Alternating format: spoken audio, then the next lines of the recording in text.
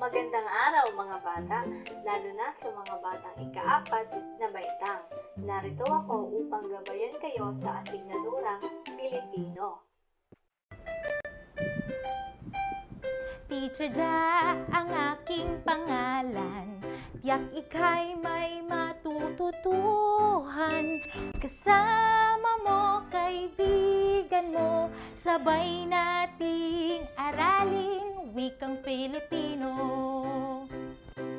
Kaya mga bata, ihanda nyo na ang inyong ballpen at isang malinis na papel.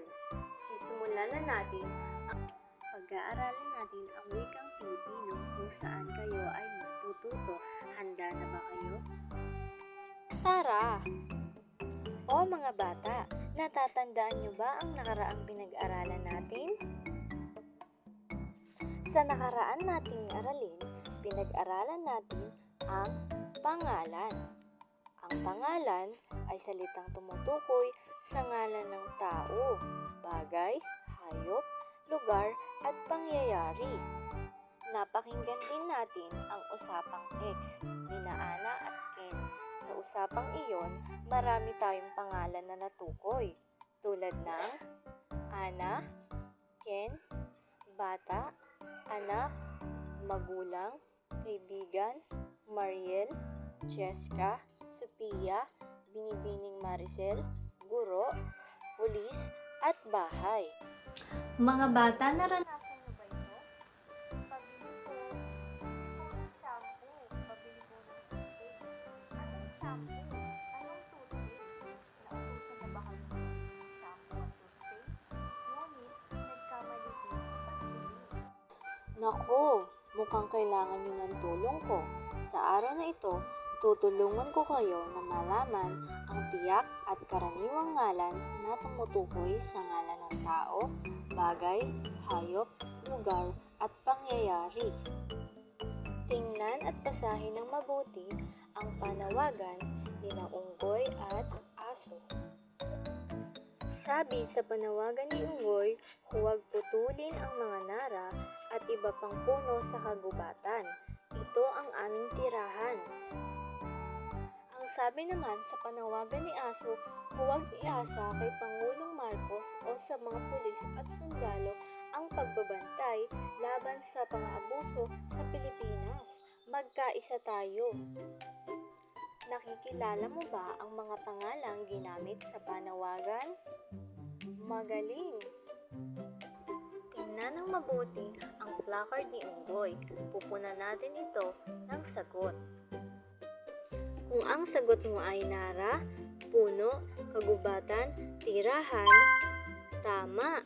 Nakuha mo ang tamang sagot.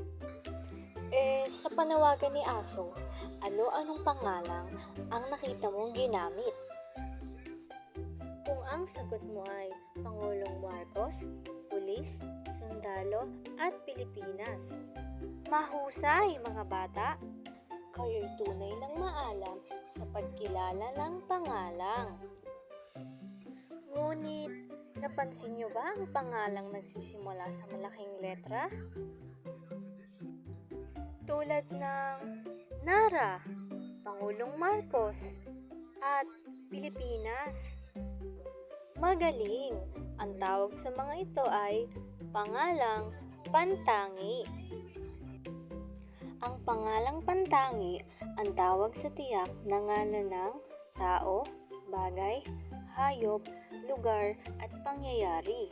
At ang mga ito ay nagsisimula sa malaking letra, tulad na lamang ng pangalan ko, Janet Romero, tulad din ng mga pangalan nyo, Ana, Sophia, Andrea, Marian, at Marco. Ang pangalang natin ay tiyak na ngalan ng tao. Muli natin tingnan ang chart. Napapansin nyo ba ang pangalang nagsisimula sa maliit na letra? Magaling! Ang mga ito ay tinatawag na pangalang pangbalana. Ang pangalang pangbalana ay ang tawag naman sa karaniwan o pangkalahatang hayop, lugar, at pangyayari.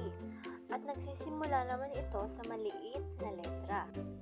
Ang mga halimbawa naman nito ay shampoo, toothpaste, nanay, tatay, ate, kuya, kaibigan, at paaralan. Ilan lamang ito sa mga pangalang pangbala na. Dahil ang mga salitang karaniwang tawag sa tao, bagay, hayop, lugar at pangyayari, ito ay sinusulat gamit ang maliit na letra. Nalaman nyo na ang dalawang uri ng pangalan. Ito ay ang pangalang pantangi at ang pangalang pambalana. At dahil alam nyo na magkakaroon tayo ng pagsusulit, handa na ba kayo? Opo! Ibibigay ko ang pangalang pambalana at kayo naman ang magbibigay ng pangalang pantangi nito. Bibigyan ko lamang kayo ng 5 minuto. Narito ang pangalang pambalana.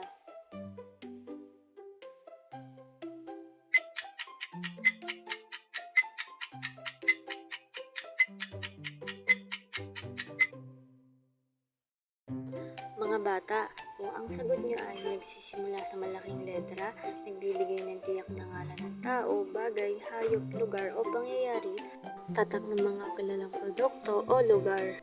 Narito ang mga tamang sagot.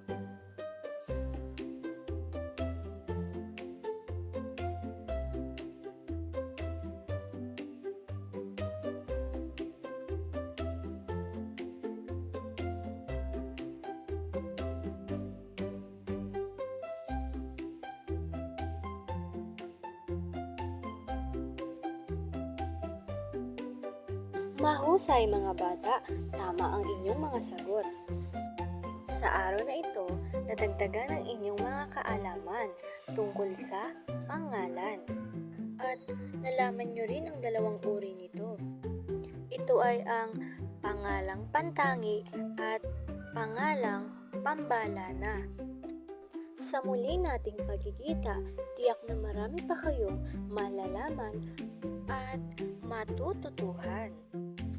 Ako si Teacher Ja, ang nagsasabing ang batang masipag ay kinagigiliwan ng lahat. Paalam!